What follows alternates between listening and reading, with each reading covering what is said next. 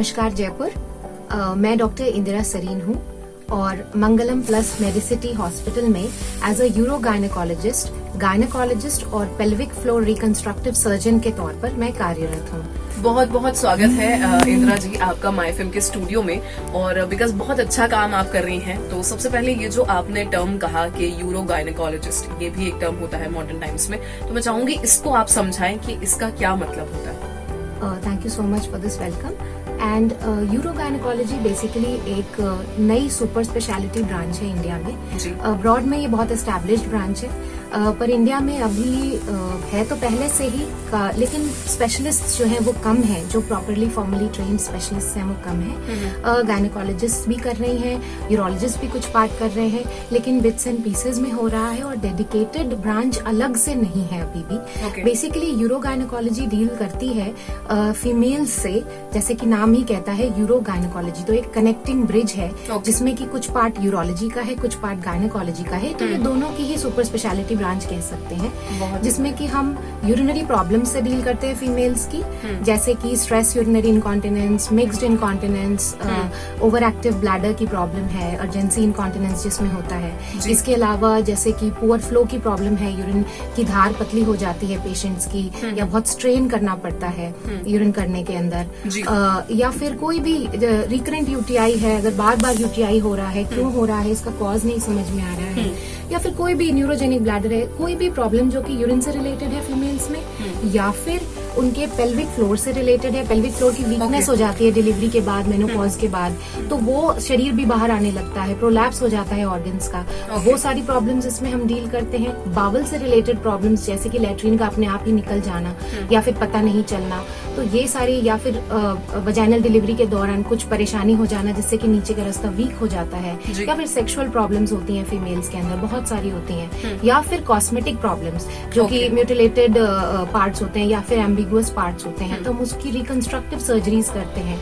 कई young girls होती हैं जिनका की कंस्ट्रक्ट मतलब जो बनावटी संरचना है वो ठीक नहीं होती है, एनाटॉमिकल डिफेक्ट्स होते हैं, तो हम उसको भी ठीक करते हैं, रिकंस्ट्रक्ट करते हैं, और सो दैट वो एक अच्छी नॉर्मल लाइफ जी सके। और फीमेल्स को ये समझना चाहिए कि ये कोई एक एजिंग का ही पार्ट नहीं है उनके, जैसे कि इनकॉन्टिनेंस की प्रॉब्लम है, लीकेज हो जाना यूरिन का, खांसने छींकने पे पेशाब का निकल जाना, या फिर भारी सामान उठाने पे निकल जाना, या फिर बाथरूम तक पहुंचने से पहले ही लीकेज हो जाने, ये सब चीजें एक नॉर्मल पार्ट ऑफ एजिंग बिल्कुल नहीं है, ये अब नॉर्मल है, और इन्हीं सब चीजों को डील करती है euro gynaecology. And apart from that gynaecology की तो सारी प्रॉब्लम्स हैं ही है। मतलब एक छोटा सा शब्द है और उसके अंदर कह सकते हैं कि बहुत सारी चीजें हैं। अच्छा, अभी मैं आपसे जानना चाहूंगी क्या बेसिक सिम्टम्स होते हैं जो आप यहाँ पर शेयर करना चाहेंगी, जो जब हमें दिखने लगे अपने अंदर तो हमें आपके पास जरूर आना चाहिए।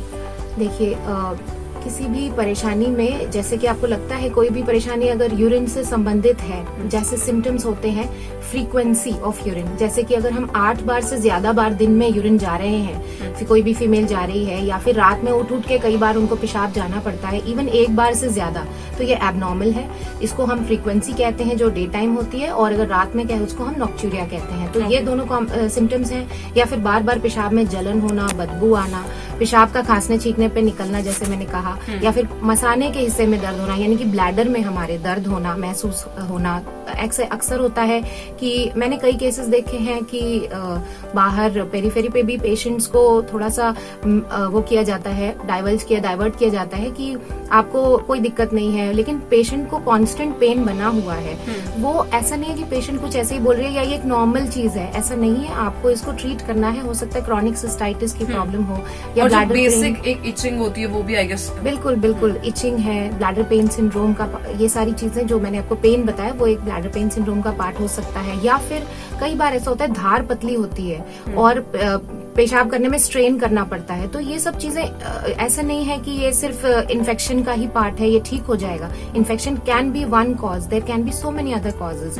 तो हमको हर चीज हम लोग बहुत डिटेल में देखते हैं और फिर उसका कारण खोजते हैं ताकि हम उसका सही निवारण कर सकें। ओके, सो अभी इतनी सारी चीजें आपने शेयर करी और मुझे लगता है कि काफी अवेयरनेस आपने क्रिएट करी इन सारी प्रॉब्लम्स को लेकर। सो एक क्या बेसिक मैसेज है जो आप सारे लेडीज को देना चाहेंगे जो अभी आपको सुन रहे हैं?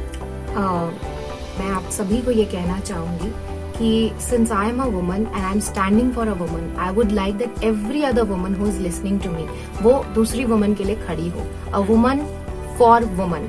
तो अगर आप सुन रहे हैं और आपको ये परेशानी है तो आप मिल सकते हैं या अपनी परेशानी का निवारण खोज सकते हैं। लेकिन अगर नहीं है तो आसपास देखें, क्योंकि ऐसी बहुत सी फीमेल्स हैं, यंग भी हैं, जिनको परेशानी है और वो इग्नोर करती हैं, क्योंकि ये स्टार्ट तो यंग लाइफ से होती हैं प्रॉब्लम्स, जिसको हम इग्नोर करते हैं कि हमारी पहले फैमिली इंपॉर्टेंट है, करियर इंपॉर्टेंट है। तो अपनी हेल्थ पे वुमेन जो है अपनी हेल्थ को कॉम्प्रोमाइज नहीं करें। वुमेन एम्पावरमेंट का जमाना है, तो आप अपनी हेल्थ को, बिकॉज हेल्थ इज वेल्थ, तो पहले आप अपनी हेल्थ को देखें। और ये छोटी छोटी चीजें बाद में बहुत बड़े एम्बैरेसमेंट से आपको परेशान फेस करा सकती हैं, तो उसको आप इग्नोर नहीं करें। The earlier the better, that is what we say. And अगर आपके आसपास भी और दूसरी फीमेल्स हैं तो उनको भी अवेयर कराएं कि आप हेल्थ सीख कर सकते हैं, प्रॉपर हेल्थ केयर सीख कर सकते हैं, सही डायरेक्शन देंगे जाना कहाँ है, किसके पास जाने से उनको उनकी परेशानी का सही निवारण मिल सकता है। तो जो भी स्पेशलिस्ट इस चीजों में डील कर रहे हैं उनके पास जा सकते हैं। और इस चीज को बस ये नहीं सोचना है कि it's a normal part, it's not normal, it's absolutely abnormal, pathological है। और इसको शांति से एक्सेप्ट करके नॉर्मल पार्ट ऑफ एजिंग मानना नहीं है। Just stand for yourself, stand for another woman. So that is my message for Jaipur today.